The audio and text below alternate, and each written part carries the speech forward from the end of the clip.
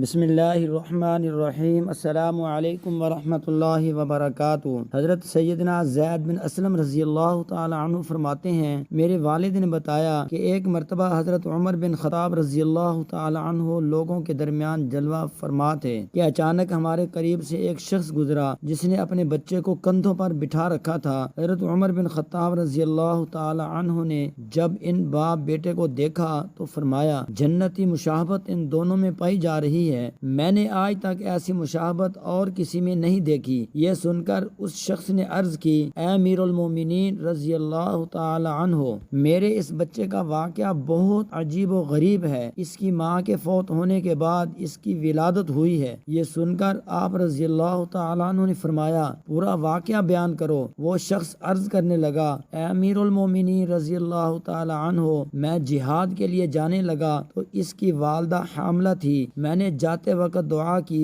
اے اللہ عز و جل، میری زوجہ کے پیٹ میں جو حمل ہے میں اسے تیرے حوالے کرتا ہوں، تو ہی اس کی حفاظت فرمانا۔ یہ دعا کر کے میں جہاد کے لیے روانہ ہو گیا۔ جب میں واپس آیا تو مجھے بتایا گیا کہ میری زوجہ کا انتقال ہو گیا ہے۔ مجھے بہت افسوس ہوا۔ ایک رات میں نے اپنے چچا زاد بھائی سے کہا، مجھے میری بیوی کی قبر پر لے چلو۔ چنانچہ ہم جنت البقیع میں پہنچے اور اس نے میری بیوی کی قبر کی نشاندہی کی۔ جب ہم وہاں پہنچے تو دیکھا کہ قبر سے روشنی کی کرنیں باہر آ رہی ہیں۔ میں نے اپنے چچا زاد بھائی سے کہا، یہ روشنی کیسی ہے؟ اس نے جواب دیا، اس قبر سے ہر رات اسی طرح روشنی ظاہر ہوتی ہے، نہ جانے اس میں کیا راز ہے۔ جب میں نے یہ سنا تو ارادہ کیا کہ میں ضرور اس قبر کو کھود کر دیکھوں گا۔ چنانچہ میں نے پھوڑا منگوایا۔ ابھی قبر کھودنے کا ارادہ ہی کیا تھا کہ قبر خود بخود کھل گئی۔ جب میں نے اس میں جھانکا تو اللہ عز و جل کی قدرت کا کرشمہ نظر آیا کہ یہ میرا بچہ اپنی ماں کی گود میں بیٹھا کھیل رہا تھا۔ جب میں قبر میں اترا